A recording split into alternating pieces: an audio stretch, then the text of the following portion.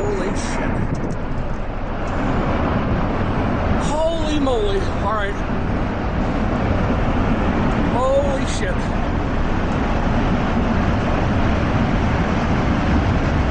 Alright, I gotta go.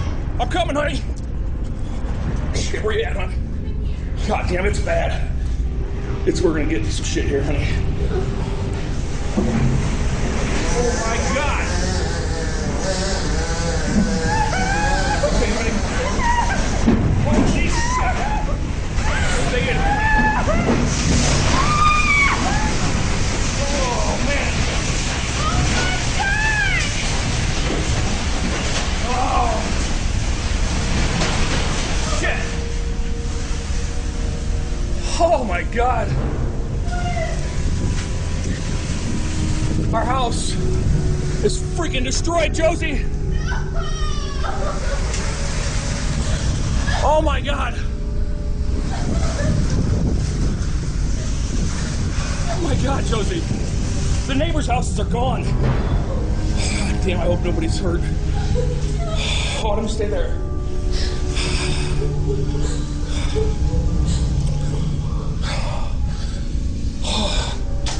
Come on, Josie, let's get out of here. The tornado's passed. We gotta get out of here and get to... Josie, come on now. I know it's scary. Come on now.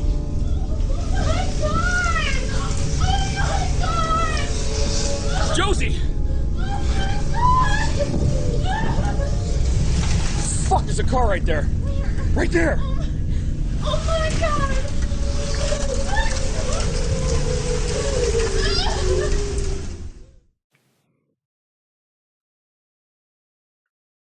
You never expect a tornado to hit you. You never think, one day I'll have to have all my stuff put away and everything in another rental unit just so it's safe. You never think, oh, I might need renter's insurance just in case an earthquake happens, or a tornado happens, or a mudslide. Because you never think it's gonna be you. Or a hurricane, that's another one. But it can happen to anybody at any point in time. And you really, really can't take nature for granted. It's just not a good idea. Which I did, I always, because I've been in like small tornadoes before that didn't really do a lot of damage. So I guess I just figured they weren't that big of a deal. But I never really saw the reality of a tornado until the one that hit Washington, Illinois. So you have heard of tornadoes before. You've heard of hurricanes, earthquakes, volcano eruptions, whatever. But it's never anything that is actually real until it's right there in the experience. It, I didn't think much about them beforehand, but now it's not like I'm not traumatized by it, but whenever I think of something, I think of it. And if I make new artwork now, I pretty much lots of times incorporate a tornado into it just because it was kind of a big event or milestone in your life or whatever. Didn't have too hard of a time finding a place to go afterwards until we moved into a new house. Got new furniture. So it was different. I wasn't cowering, in the basement with the ceiling blowing off and children huddled around me. So only thing I ever cared about was artwork. Our house used to look like this.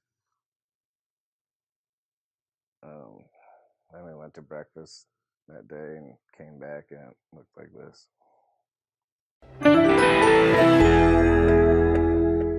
All right. Let's go now once again to Washington, Illinois. That's where that same tornado that you just saw ripped a 46-mile path through town.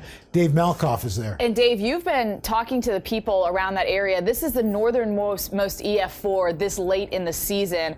Are people shocked to have seen this? Yeah, they don't expect this kind of storm this late in the season. They don't live in Tornado Alley, and this is not the tornado time of the year, so they weren't expecting it. As you guys were saying, yeah, you hit the nail on the head when you said it could have ended very badly for the person who was taking that cell phone video. In fact, it did end very badly for Steve Neubauer. He's 51 years old. I spent the day talking to his friends and family. Beloved guy around here. He worked at the construction company. He was a mechanic. He could fix any piece of large construction equipment, but he couldn't get to the basement fast enough. His wife made it like 4 steps down. He didn't make it all the way down. That is the problem that you get into when you see the tornado coming. It is too late to get out. So once you hear that siren, once you hear the alert from the Weather Channel, once your phone goes off, it's time to get out of the way and not time to get some cute video for your friends and family.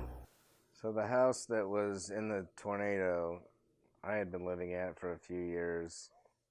Had a couple roommates that were artists and musicians, and then I met my wife Phoebe about a year and a half before the tornado happened, and she happened to be an artist as well, and so that house was full floor to ceiling, every room, every hallway, every bathroom, every bedroom, with art covering every inch of the walls between all the stuff I had and then adding her stuff as well.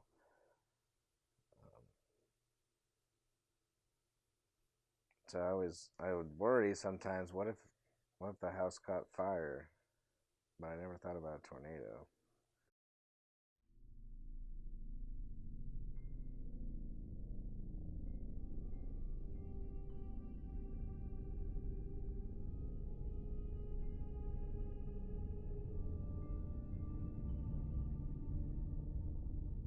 I remember specifically there was this picture.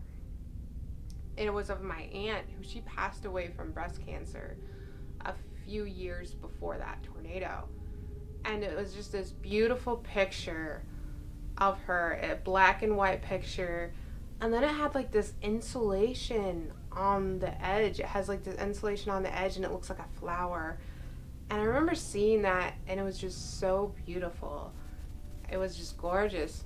And that, so there would be like little peculiar things like that. I would like see some of the beauty and the disaster of things and the devastation. Every once in a while I'd see something that was just interesting. That's how it like ended up.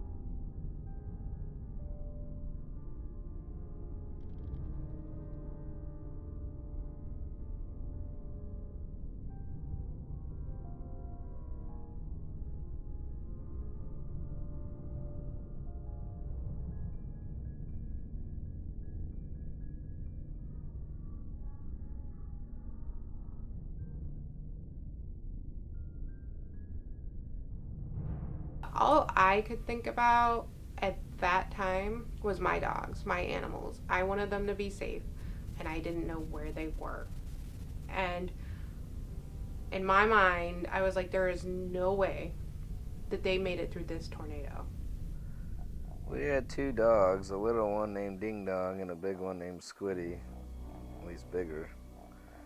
And neither of them were anywhere to be found when we got back to where the house was.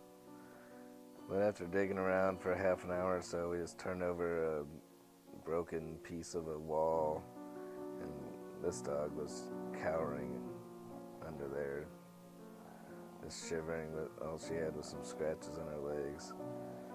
And then a day or two later, on a website, a friend of ours noticed our other dog that was found actually like way far across town, and just gauging from the way the every street and yard and everything around where the tornado hit looked, I don't think a dog her size could have ran over and through all that stuff, so I think she must have flown in the air. But we got them both back, and they were both fine, so, that was good.